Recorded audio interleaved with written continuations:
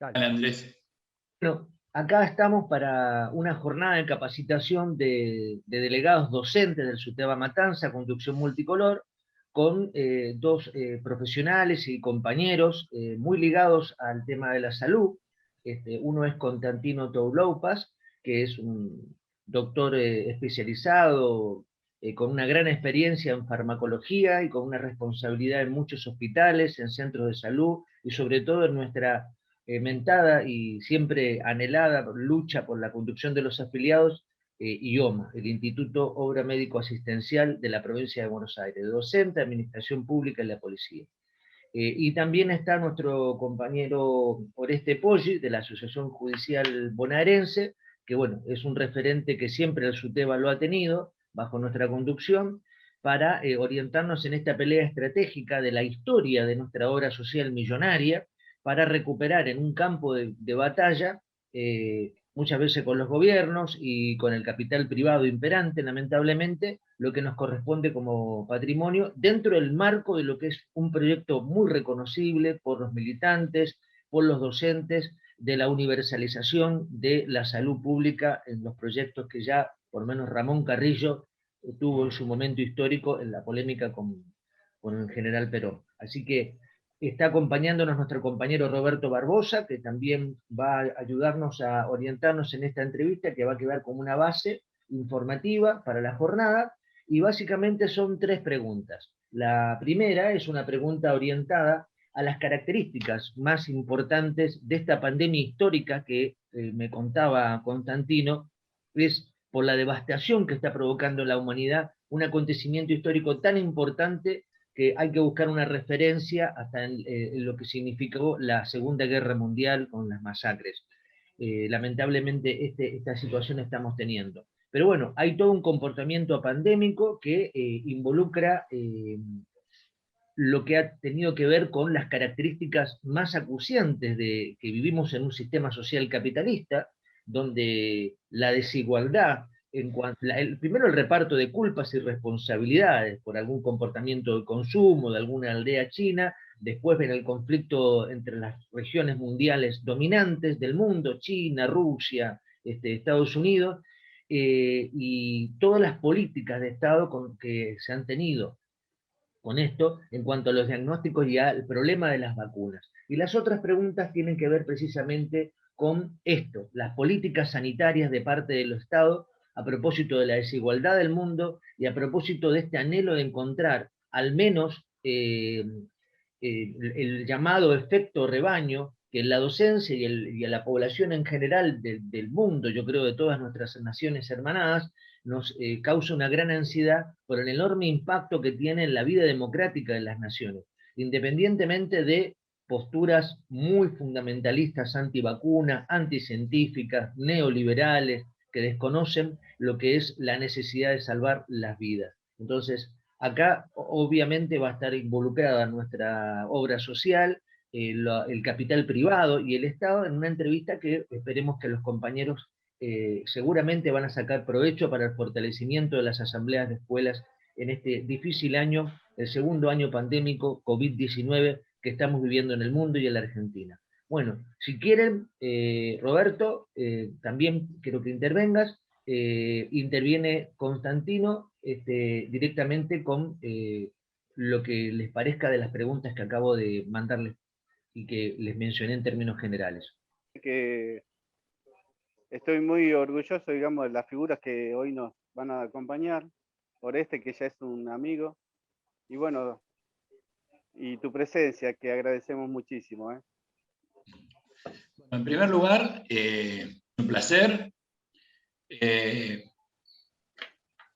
Como docente de la universidad pública, este es un ámbito que me es propio. Transité por la Universidad de La Matanza hace poco tiempo, con un intento de cambio curricular en la formación médica, y con el chino, porque Oreste es un nombre que figura en el documento, pero el chino tiene una trayectoria y un recorrido peleando por la igualdad de derechos en salud y por el acceso en salud, muy importante. Bueno, estar con ustedes honestamente me da mucho gusto. Yo estaba mirando acá, voy a hacer una referencia para no hacer de esto algo técnico y que los delegados y que los compañeros se aburran. Cualquier dato que uno quiera buscar, hay que ir a la Universidad Johns Hopkins, al centro de COVID, y ahí uno ve que hoy el mundo tiene 143.960.000 casos, un total de 3.060.000 muertos y 192 países afectados. O sea, a partir de allí, en el mapa global, uno puede ingresar y hacer todas las estimaciones que correspondan.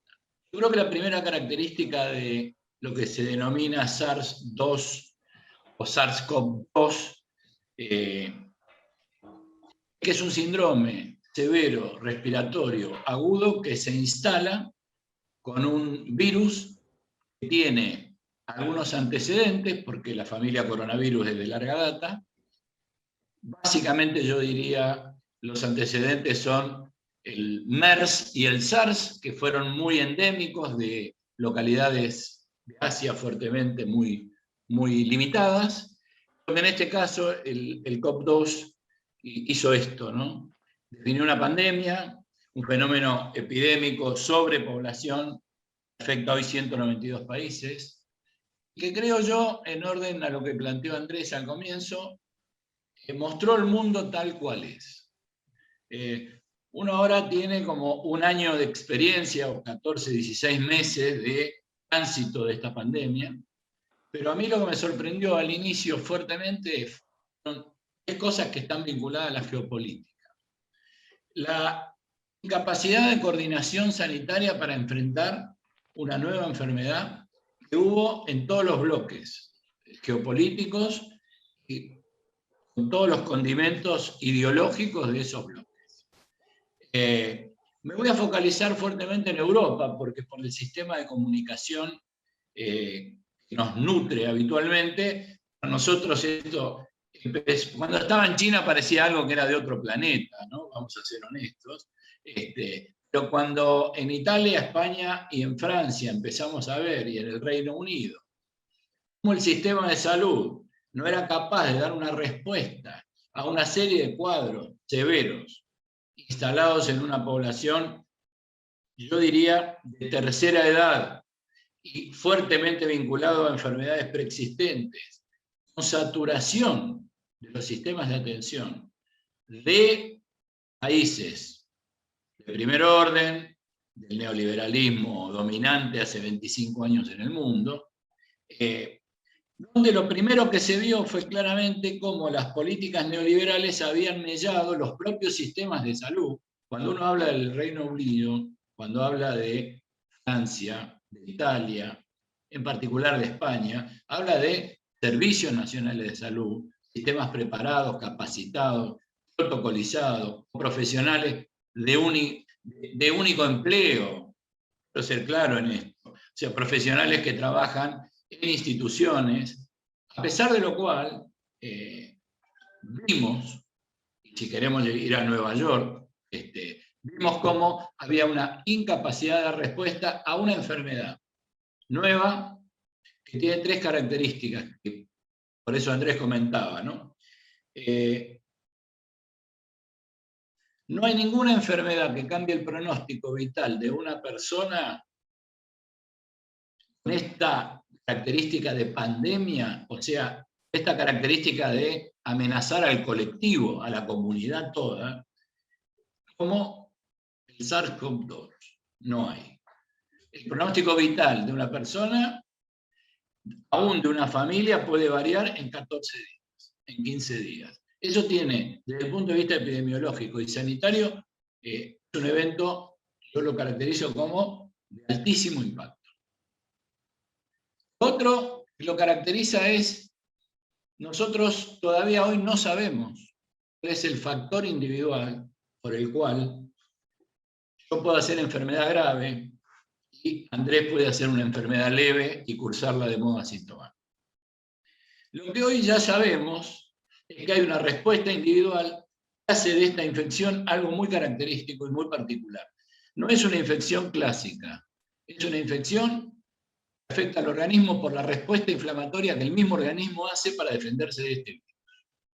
Y eso, cuando afecta el aparato respiratorio, y mucho más, cuando el aparato respiratorio cursa un cuadro con alta fiebre, tos, falta de aire, estamos en presencia de lo que afecta al 5% de los casos, que es la enfermedad grave. Esa enfermedad grave tiene una característica sanitaria, que es a la que hacía mención Andrés, es medir la capacidad de respuesta del sistema de salud, medir la capacidad de organización y respuesta de la comunidad y medir la capacidad y organización de respuesta del Estado, en tanto debe ser rector y organizador de esa respuesta, que no solo es epidemiológica, clínica, terapéutica, sino que también es social, económica y política. Es decir, bueno, el COVID-19 vino a desafiar al mundo tal cual era y lo muestra tal cual es. Yo diría que las características, yo todavía no doy crédito. No hubiera habido coordinación ni en el cierre de fronteras entre el Reino Unido, España y Francia y Alemania durante los primeros 6 meses de pandemia. Yo diría, hubiera sido imprescindible durante los primeros 2 meses de pandemia, porque eso hubiera condicionado la transmisibilidad, la circulación, la severidad, el grado de saturación del sistema. Entonces, ¿y por qué focalizo en Europa?